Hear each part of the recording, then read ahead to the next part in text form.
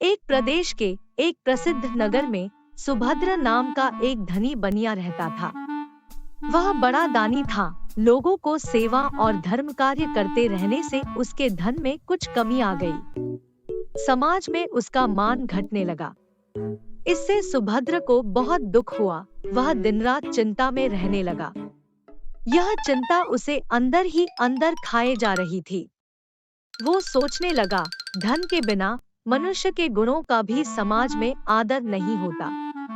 उसने सोचा, इस अपमानपूर्ण जीवन से मर जाना अच्छा है।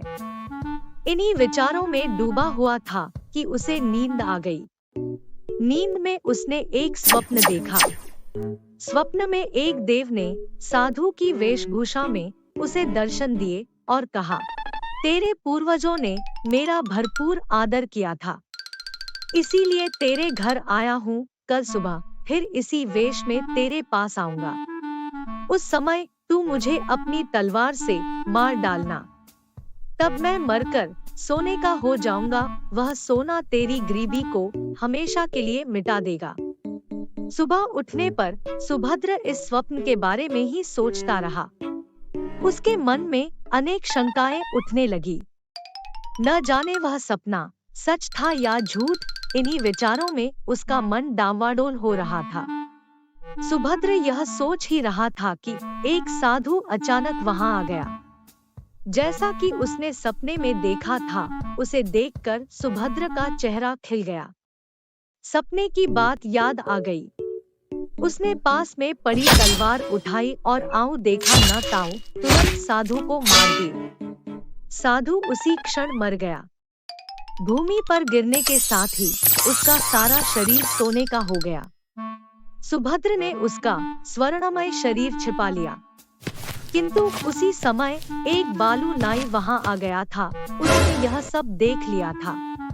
सुभद्र ने उसे पर्याप्त धनवस्त्र आदि का लोभ देकर इस घटना को गुप्त रखने का आग्रह किया।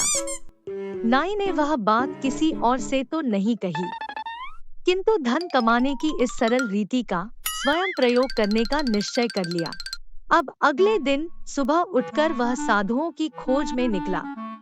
पास ही एक साधुओं का मंदिर था। वह मंदिर के प्रमुख साधु महाराज के पास गया और विनम्र निवेदन किया कि आज की भिक्षा के लिए आप समस्त साधुओं के साथ मेरे घर पर पधारें।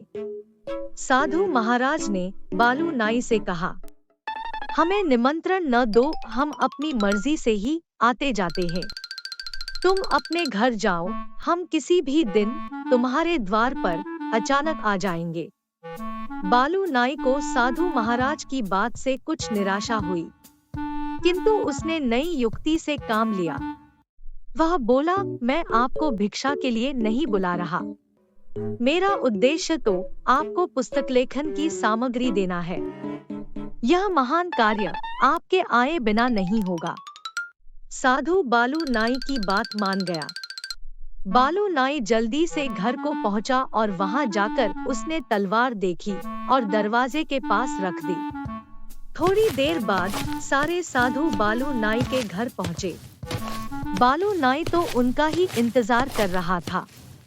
बालू ने उन्हें घर के अंदर ले जाकर तलवार से ताबड़तोड़ मारना शुरू कर दिया। उनमें से कुछ तो वहीं धराशायी हो गए और कुछ घायल हो गए। उनके चीखने की आवाज सुनकर लोग एकत्र हो गए। नगर के सैनिक भी वहां आ पहुंचे। वहां आकर उन्होंने देखा कि अनेक साधुओं के मृत शरीर पड़े हैं और कुछ साधु घायल हैं। बालू नाई को पकड़कर राजा के पास ले जाया गया और राजा ने नाई से इस कर्मकांड का कारण पूछा, तो उसने सुभद्र के घर में साधु के स्वर्णमय हो जाने की बात बताई और बोला, मैं भी उसकी तरह तुरंत सोना इकट्ठा करना चाहता था।